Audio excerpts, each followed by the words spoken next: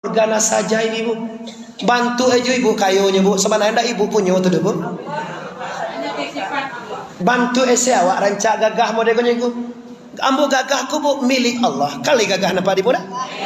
Nama cari ambo buruk orang nak sakit hati saja. Iya. Hati kalau lah sakit bu, mangga cari orang cari anak awak begini.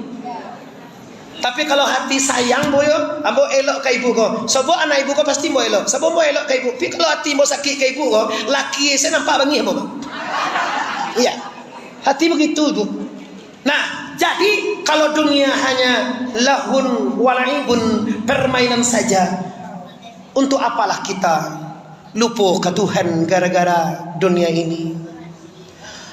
Kata Tuhan dalam Al-Quran, Bismillahirrahmanirrahim. Ya ayyuhallazina amanu la tulhikum amwalukum wala auladukum an zikrillah.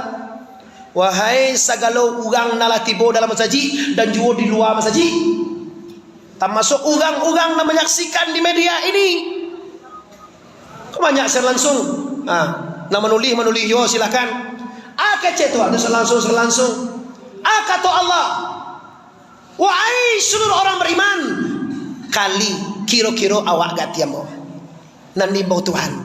Ya ayyuhallazina amanu, wahai orang-orang yang beriman. Balik awak rasanya. Tuhan yang jawab, wahai orang-orang yang beriman. Hai orang-orang yang beriman. Kata Allah, la tulhikum amwal, jangan kamu tertutup kepada Allah gara-gara hartamu. Lah ya wak degia Tuhan harta. Lah ya wak gede Tuhan rezeki. Jangan lupa Allah. Problem hidup manusia sekarang harta. Berpacu-pacu dengan harta. Dulu rumah lah berkerani tongko. Orang pakai kerani nyobongkar rumahnya, tukar dengan kerani.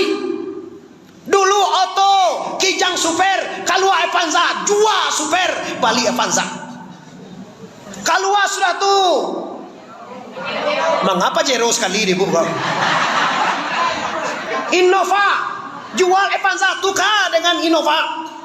Keluar lagi, bukan Pajero bu, sudah. Salah ibu nak tahu cara auto kan? Ya kalau Toyota je, kalau Mitsubishi je, keluar sudah tu bapak ibu.